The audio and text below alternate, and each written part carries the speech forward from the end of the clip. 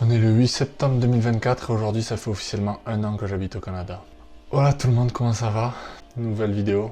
Une vidéo un peu différente de celle de d'habitude. D'habitude c'est les vlogs et compagnie, vous connaissez. Mais là on va faire une petite vidéo bilan. Bilan de mon année au Canada, comment ça s'est passé, mon ressenti, pourquoi je suis parti, comment j'ai fait pour vivre cette expérience de fou. Donc je vais me présenter vite fait. Pour ceux qui ne me connaissent pas, moi c'est Grégory, j'ai 27 ans. Depuis que je suis arrivé au Canada, je fais pas mal de vidéos sur le pays, sur ma vie ici, c'est sous forme de vlog, de mes aventures, mes voyages, mes week-ends, ma vie, comment ça s'est passé, tout ça. Donc voilà. Il y a un an, enfin un peu plus d'un an, j'ai décidé de partir vivre au Canada. Donc je vais vous expliquer pourquoi je suis arrivé ici. Ma grande sœur avait fait le PVT au Canada aussi il y a 10 ans, un peu plus de 10 ans. Et en fait quand j'étais venu la voir en voyage, j'avais grave accroché avec le pays. C'était une atmosphère qui m'avait plu, un décor qui m'avait beaucoup plu et tout ça. Donc je m'étais dit, si j'ai la chance un jour de pouvoir faire ça, pourquoi pas essayer, pourquoi pas voir ce que ça donne. Donc il y a 2 ans, j'avais fait une demande de PVT mais je m'étais pris un peu tard. Il n'y avait plus beaucoup de place, j'avais pas été pris. Je me suis dit c'est pas grave, je retente début d'année prochaine. Début d'année prochaine, je fais la demande en janvier. Fin janvier, j'ai été tiré au sort et c'est parti. C'est parti, je suis parti, j'ai été tiré au sort en janvier, il y avait quelques papiers à faire, des empreintes à Paris, j'ai dû faire quelques allers-retours. Donc je m'étais dit, je pars après l'été 2023. Donc je suis parti le 8 septembre 2023. Arrivé au Canada, j'étais accompagné de ma mère. Elle m'a accompagné pendant un mois. J'ai eu la chance qu'elle soit là pour m'aider à m'installer et tout. Mais ouais, j'ai voulu partir pour voir autre chose. J'avais fini mes études et avant de me lancer dans un job, j'ai voulu tenter autre chose. J'ai voulu voir autre chose, m'éloigner un peu de ce confort que j'avais où j'avais mon groupe d'amis, j'avais mes proches. Dès que j'étais jamais tout seul, j'avais toujours quelqu'un pour m'aider, pour m'accompagner. Donc je voulais m'éloigner je voulais apprendre à découvrir toute autre chose tout seul. C'est ça, t'arrives dans un pays inconnu. Le seul grand luxe qu'il y a ici, c'est la langue, c'est la même langue. Et je voulais apprendre à me trouver un job, à devoir trouver un appart par mes moyens, me meubler, me là. C'est des trucs tout banals, mais que... Enfin bref, j'avais besoin de partir à l'étranger, me redécouvrir un peu. Et c'est pour ça que je suis venu au Canada, que j'ai choisi ce pays.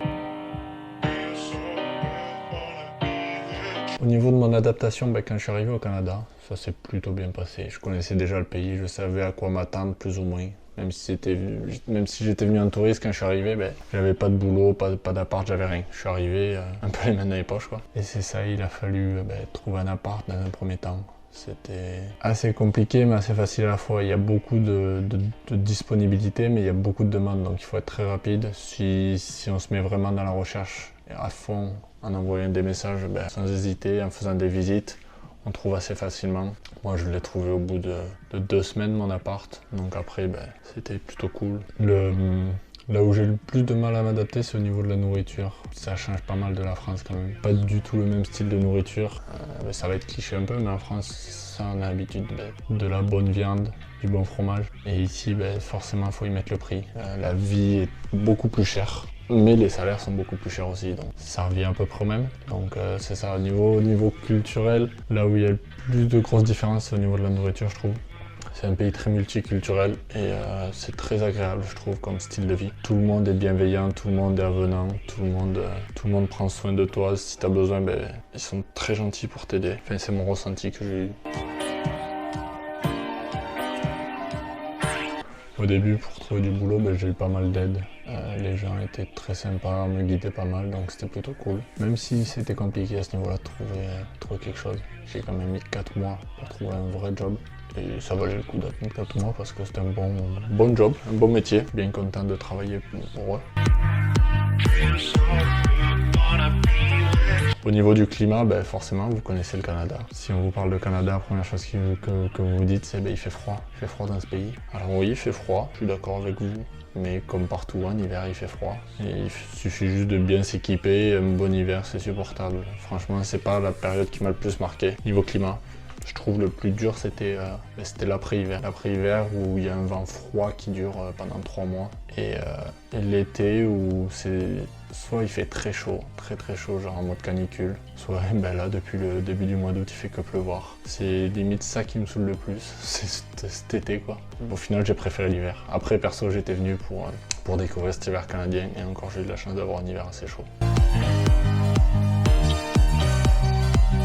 Au niveau de mon quotidien, au final les journées, les semaines, les mois passent très vite parce que forcément j'ai le boulot, donc les journées passent assez vite. Surtout que comme je vous disais, le boulot se passe bien, donc forcément dès que ça se passe bien, dès que c'est agréable d'aller au boulot, c'est plutôt cool. Et le week-end, je suis tout le temps en train de découvrir quelque chose. J'ai pas arrêté. Depuis mars, j'ai toujours eu des visites, que ce soit 1 ou 2 semaines par mois. Donc j'ai toujours eu du monde pour aller me balader à droite à gauche, découvrir des paysages. Il y a tellement de trucs à voir. Le pays est tellement grand qu'il y a toujours des trucs à faire. Donc franchement, je me suis pas ennuyé une seule seconde depuis le début de l'année. Donc mon quotidien, c'est ça quoi. C'est boulot, la semaine où je me régale, je prends du plaisir. Et le week-end, je prends du plaisir à découvrir des choses, découvrir des paysages. C'est plutôt sympa comme quotidien.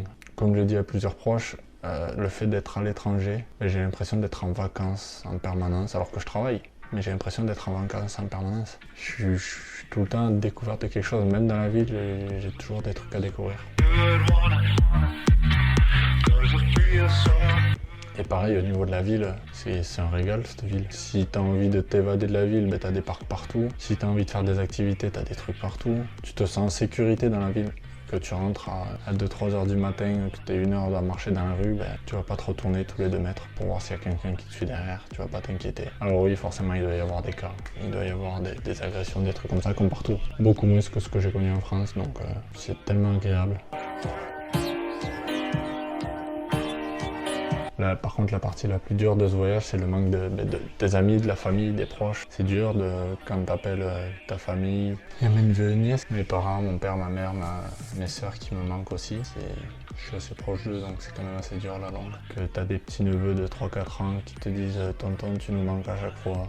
Que t'as ta copine en France, t'as tes amis, t'as cette conversation avec tous les amis, et dès qu'on veut boire un coup, on écrit dedans. Et là, de voir tous ces messages à chaque fois, ouais, ils vont tous se voir et pas moi. Alors oui, je me suis fait des amis ici, j'ai kiffé ma vie avec eux ici. Je me suis régalé avec eux aussi. Mais forcément, il y a ce petit manque qui se crée aussi en France. Surtout personnellement, en tout cas, je sais que je suis quelqu'un où je suis très affectif et je suis très attaché aux personnes et je suis très attaché à mon entourage, donc ouais, ce manque il commence à être dur. Mais je sais que mon passage ici est temporaire, donc je profite à fond. Je sais que ça ne changera rien avec les gens auxquels je suis proche, mais c'est comme ça. C'est vraiment le plus dur de l'expérience. Le plus dur de cette aventure, c'est ça, c'est être éloigné des proches. Même niveau sportif, je fais du hand et ouais, mon équipe me manque quoi. Quand je vois le résultat, je suis toujours le résultat, j'attends toujours des nouvelles d'eux, je demande toujours des nouvelles. Et ouais, forcément, ça aussi, tu vois, ça manque. Même si ici, j'ai tenté de faire une équipe de hand, mais c'était pas pareil. Forcément, c'était la première année, donc c'était pas pareil, mais même plein de petits trucs comme ça où mon quotidien en France me manque aussi. Bref, on arrive sur la fin de cette vidéo. Elle est sûrement un peu plus longue que d'habitude. Je vous ai mis quelques images, mais il n'y a pas tous les paysages de découverte et tout ça. Mais il est temps de vous annoncer que c'est la fin de Canadian Grey Goose, comme on dit. Et je rentre en France dans 2 semaines. L'aventure s'arrête là. Je pouvais pas faire plus, justement pour ce manque-là. Et j'ai assez kiffé mon expérience. Mon PVT allait jusqu'en 2025, mais je vais m'arrêter là. J'aurais kiffé jusqu'au bout. Là encore, il y aura d'autres vidéos après celle-là. Il y aura 1 ou 2 autres vidéos après celle-là parce que j'ai un de mes derniers meilleurs amis qui vient là et donc il y aura encore 2 vlogs je pense. 2 vlogs plutôt pas mal. Mais voilà, je voulais faire une petite vidéo bilan de mon année ici. C'était un truc de fou. J'ai tout kiffé. Il y a rien que j'ai pas kiffé en vrai. Je me suis régalé. Je tiens à remercier tous les gens qui m'ont aidé, qui m'ont fait du bien pendant que j'étais ici, que ce soit mes amis, que ce soit Pierre, Arthur, Colline, Louise. Ensuite au boulot, pareil, tous mes collègues de boulot, je les remercie. Ma chef qui m'a permis aussi, c'est un peu grâce à elle, en me prenant, qui m'a permis de kiffer autant mon aventure, de pouvoir rester ici. Je sais que c'était vraiment agréable d'aller au boulot. J'avais une bonne ambiance dans l'équipe, des bons collègues. Je sais que il y en a plusieurs qui regardent les vidéos. Enfin bref, je vais remercier un par un mes collègues, que ce soit Ingrid, Nala, Thomas, Dario, Mohamed, Johnny, Maxime, Dylan, Bora, Lionel, Fazil, Stéphane, Bouba, Marc-Élie et François. Merci à vous de m'avoir accueilli, merci à vous de m'avoir aidé, parce que toutes ces personnes qui m'ont appris sur le pays, permis aussi de découvrir tout ça, qui m'ont donné des conseils, plein de tips, plein de trucs à voir, et qui m'ont appris aussi au niveau du boulot, qui m'ont beaucoup appris, parce que je sortais d'études, donc c'était mon premier vrai job. Ça va être une bonne expérience à mettre sur le CV pour rentrer en France. Je tiens également à remercier mes parents et mes sœurs qui m'ont beaucoup aidé dans cette aventure. Comme je vous ai dit, ma mère est venue avec moi le premier mois, parce qu'elle était à la retraite et elle en profitait pour être en voyage aussi, mais elle m'a beaucoup aidé. Mon père qui m'a toujours soutenu dans ce projet, même s'il a eu des plaisirs au fond de lui que je parte, mais il m'a toujours soutenu et il a toujours été présent quand j'avais besoin de quoi que ce soit, donc toujours là. Et mes sœurs pareil. Forcément ma sœur qui avait habité ici m'a énormément aidé et merci à elle de m'avoir fait découvrir ce pays et de m'avoir donné envie de faire cette aventure. Et ma deuxième sœur, pareil, elle m'a toujours soutenu, elle a toujours été là quand j'avais besoin. Donc merci beaucoup à mes amis qui prenaient des nouvelles, qui sont venus me voir, qui sont venus me faire du bien. Ma chérie, pareil. Merci à ma chérie aussi qui est venue me voir, qui m'a toujours soutenu, qui était là quand j'étais moins bien, quand j'avais des petits coups de mou. Et mes amis, pareil. Mes amis, ils sont tous venus me voir quasiment. Je sais que c'était un budget pour ceux qui n'ont pas pu, donc il n'y a aucun problème avec ça, mais ils ont quasiment tous pu venir et j'ai beaucoup de chance d'avoir des amis comme ça. Pour en avoir discuté avec mes amis ici, je me rends compte que j'ai des amis de fous furieux, ils sont tous venus me voir alors que ça fait même pas un an que je suis là. Donc c'est incroyable, merci à tous. Enfin bref. En ce qui concerne les vidéos, je sais pas ce que ça va donner. J'aimerais bien continuer, j'aimerais bien en faire, mais je vous avoue que mon retour en France, je vais pas continuer de vlog. Peut-être, je vais continuer les vidéos sur mon voyage et compagnie. Mais Canadian Grey Goose, c'est fini, ça s'arrête là. Dorénavant, ça va être juste Grey Goose. Et voilà. Il reste un ou deux petits vlogs dans ce pays, histoire de finir en beauté. Et sur ce, je vous donne rendez-vous, je ne sais trop quand, mais je vous donne rendez-vous, c'est sûr. En attendant, je vous fais de gros bisous. C'est la fin de Canadian Grey Goose. Ciao, ciao.